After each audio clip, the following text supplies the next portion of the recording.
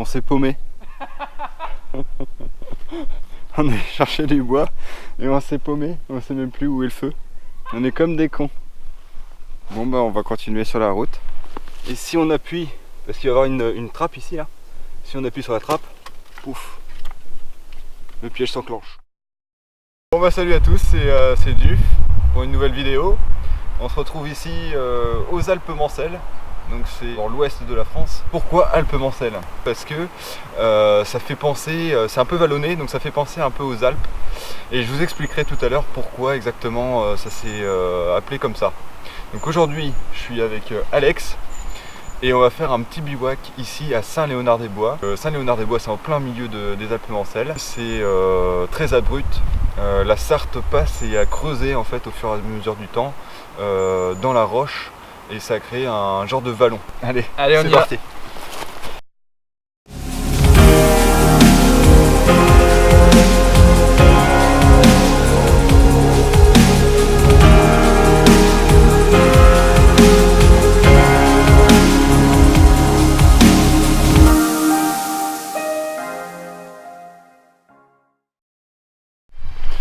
Allez, c'est parti, on va monter. Bon, je sais pas si vous voyez là. On va monter tout là-haut là, à 217 mètres d'altitude. Ouais, c'est parti.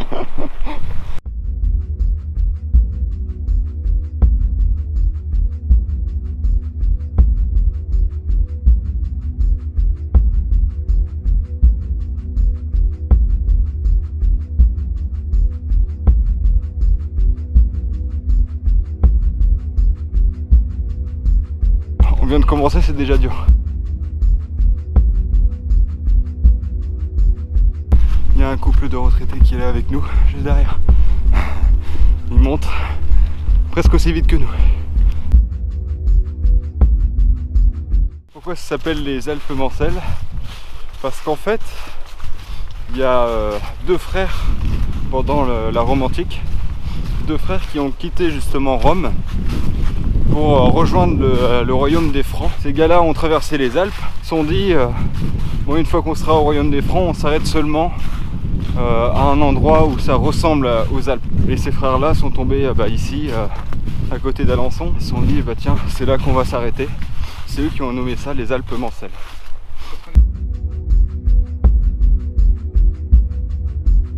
Ça y est, on arrive au presque en haut. Regardez-moi cette vue. Et en face, c'est le mont de Narbonne. Elle fait 204 mètres. Là, on est sur le mont du Haut-Fourché. Et on est à 217 mètres.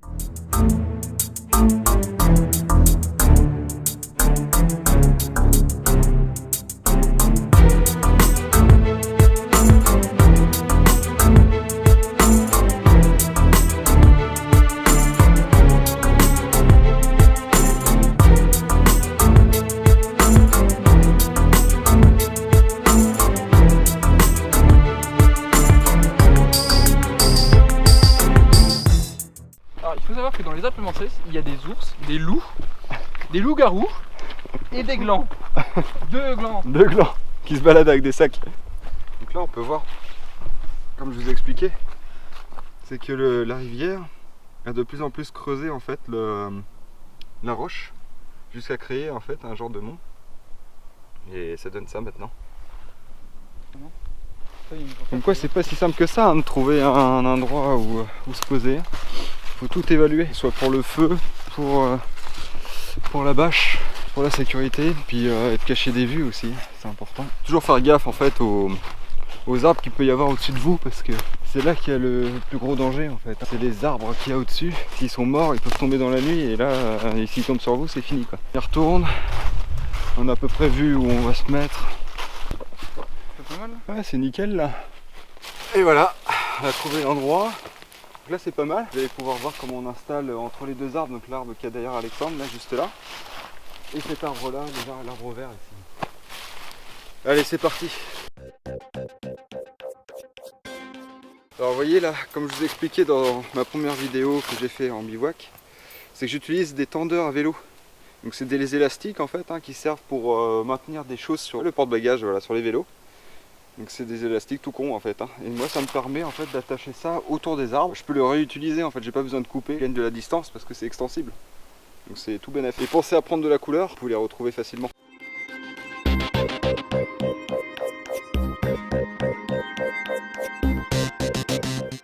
Donc là l'astuce, quand vous n'avez pas d'œillet comme moi au milieu de la bâche, vous prenez une petite pierre ou un petit objet que vous mettez sous la bâche, vous la recouvrez et vous faites un nœud autour. Et comme ça, ça vous permet d'attacher le tendeur, tout simplement.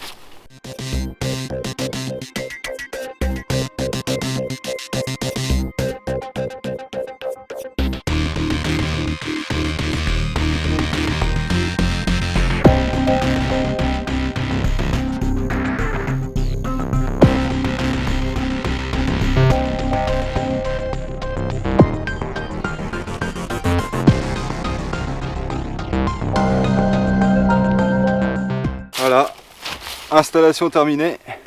On a deux couloirs où il peut y avoir du vent. Et ça en fait, c'est un poncho. Alors du coup, il faut fermer les boutons à pression là. Ça abrite aussi pour les animaux qui pourraient traîner dans le coin. Ça ferme bien le côté de la bâche. Petite astuce, rien que pour vous. Et puis après on va commencer à chercher du bois, faire le piège à lapin. Ça va être bon. Vous avez des pierres à ramasser et que vous êtes loin du campement. Le mieux c'est de prendre son sac.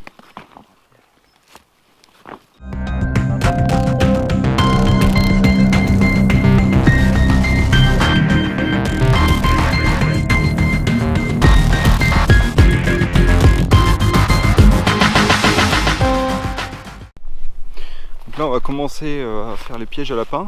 Je vais donner une mission à Alex là-bas. Il est en train de couper une branche. Alors voilà, on a nos deux bouts de bois. Regardez dans ce sens-là. Tenir en fait les bouts des bouts de bois ici. Là c'est un endroit pas mal je pense. Cet endroit-là.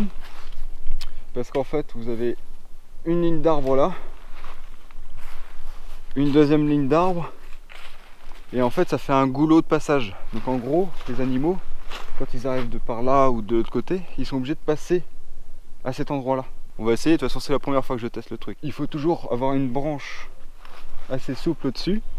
Ouais, ça c'est pas mal. On va commencer par faire un trou juste ici. Donc un trou pas trop profond en pente. Ah, et conseillé pour les odeurs, parce que les animaux ils sentent tout. Les mains dans la merde. On va planter ça au sol. Donc les deux branches qu'on a coupées à l'instant, on va les planter ici. De façon à ce qu'ils arrivent au niveau du sol.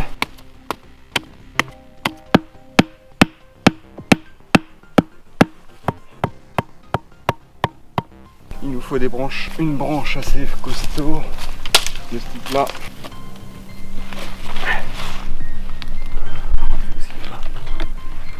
Donc ensuite une deuxième branche de ce type là. Celle-là on la garde de côté. Il nous faut ensuite ça. Il nous faut un tout petit bout de bois, ça c'est la pièce maîtresse du piège. Il nous faut de la ficelle.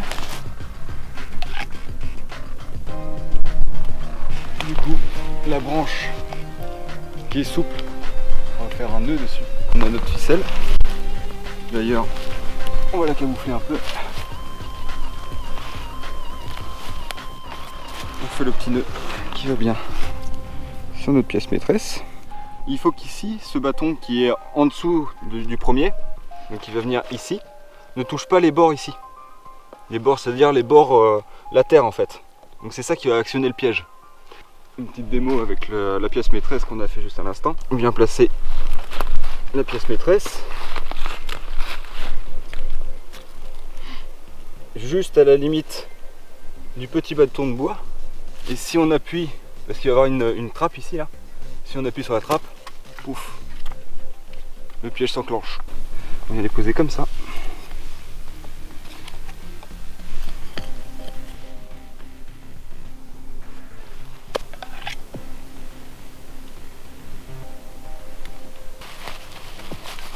Cette ficelle là, c'est celle qui va faire le collet en fait. Donc c'est une ficelle avec un nœud coulissant. On va mettre ici des feuillages, de la terre pour cacher la trappe, hein, tout simplement. Donc on vient placer le nœud le plus ouvert possible au niveau de la trappe. Donc il faut bien faire le nœud par-dessus la petite branche ici, parce que sinon, une fois que le piège sera actionné, l'animal il va devoir passer sous la branche qui est bloquée en fait ici. Donc il risque, nous on veut pas le tuer l'animal qu'on veut choper. C'est un piège no kill, hein, ça. Donc après on vient placer, une fois qu'on a installé le collet et la petite trappe, on vient placer du feuillage.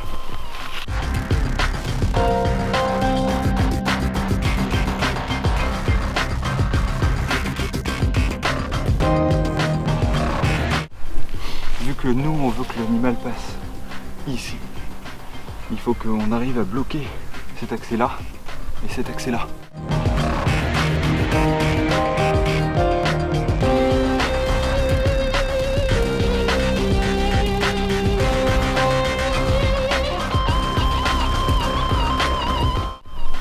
Donc on verra demain ce que ça va donner.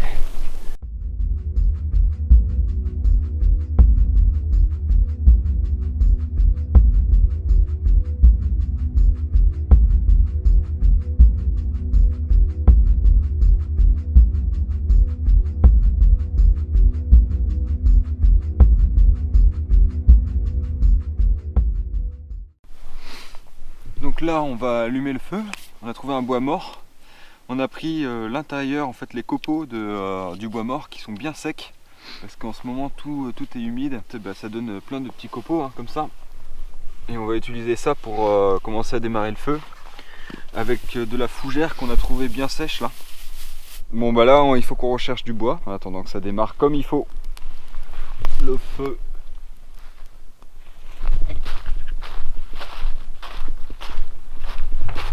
On va rejoindre Alexandre qui est parti chercher du bois, du sapin dans la forêt. Je sais même pas où il est parti. T'étais parti super loin. T'es parti le chercher. Ah mais c'est pas du pain ça. Bah, moi je vois des épines de pin. Où ça? Ah ouais mais c'est pas celui-là, c'est pas un pain. On s'est paumé. On est cherché du bois et on s'est paumé, on sait même plus où est le feu. On est comme des cons. Bon bah on va continuer sur la route. Putain c'est abusé là. Mais comment ça se fait qu'on s'est paumé comme ça? Ouais je sais pas. Coupe tout. Non. Mais si, coupe tout. Non mais je déconne pas, coupe tout, vas-y, coupe tout. Fais-moi confiance un peu. Tu crois que tu vas voir le feu? Non. Tu vas pas le voir.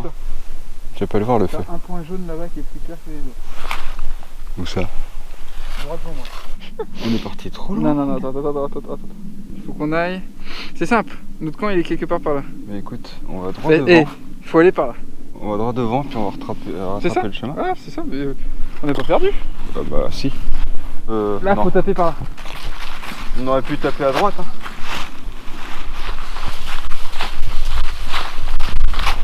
J'hallucine.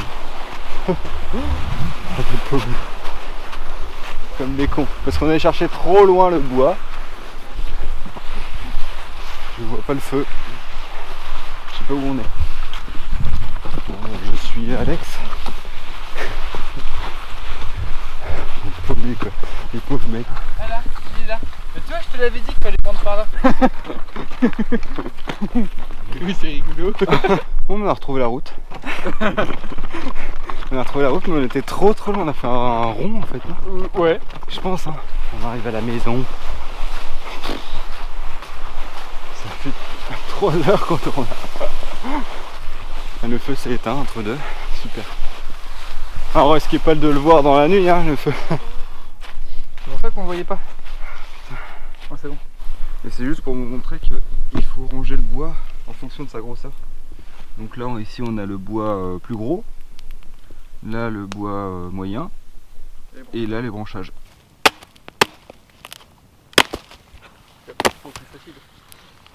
C'est toujours important comme ça, en fonction du feu, on met le bois qui convient. Comme la dernière fois, on se fait une petite plancha. Faut filer encore une fois.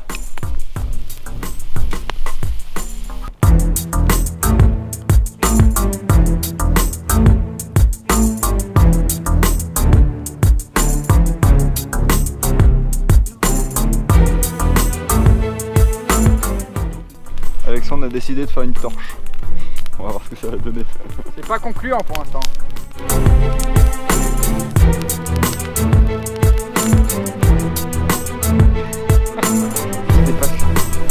Ah mais fais-les brûler. Bon bah voilà. Une bonne journée. On va faire un petit dodo. Ouais. On vous dit à demain. À demain. À demain. Ça y est. Il est 7h10 je crois. Il fait combien de degrés? 0. Il fait 0. Bon bah moi j'ai plutôt bien dormi. Ouais, moi aussi. Oui. Et je crois que le piège a fonctionné. Tu crois? Parce que j'ai entendu un animal qui était en train de s'alarmer, tu sais. Ah bon? Pas un lapin, ça c'est sûr, parce que ça faisait un bruit Putain, c'était pas un très radar. aigu. Très aigu. Comme un aigle presque, tu sais. Ouais. Bon, je pense pas que ce soit un oiseau, mais... On va aller voir ça. Allez, on va se lever, tranquillement. Il est 7h20. Le ciel n'est pas encore levé. Et le feu est complètement éteint.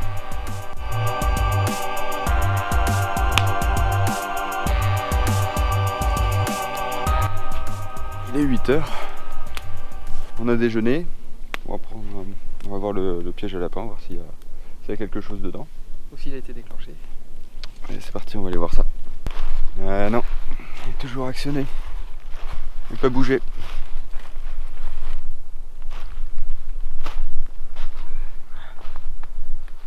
Et là, notre piège. Est-ce qu'il marche? Il était un peu trop dur. Ouais, il était ça assez haut. Bon, bah, ça fait une petite leçon. La prochaine fois, on changera tout ça. J'aurais dû tester hein, le piège. Bon, bah, on va démonter. On va vous montrer comment on démonte, tout simplement.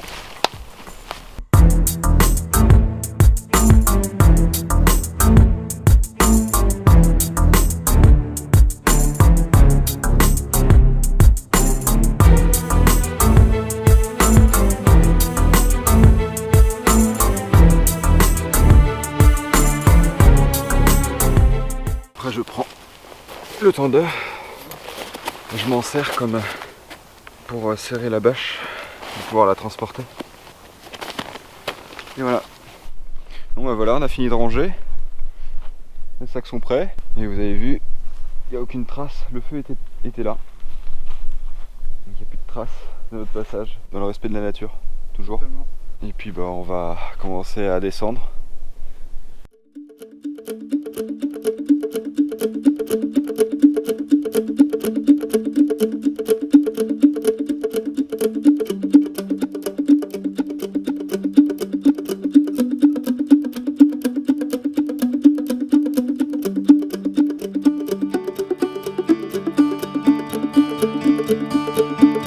Et on est en bas, fin de l'aventure, ouais, sur le pont. On sent la différence quand même hein, avec la température. Bon bah voilà, on a fini le petit bivouac ici à Saint-Léonard. Bon, on a passé une bonne nuit hein, quand même. Bon, le piège, c'est dommage qu'on n'ait pas eu de lapin. Et puis voilà, j'espère que ça t'a plu. Ah oui, trop. Et on fera sûrement une prochaine fois avec Alex aussi une petite vidéo, un petit bivouac ou une petite expédition. Quand tu veux. Allez, Au revoir. ciao!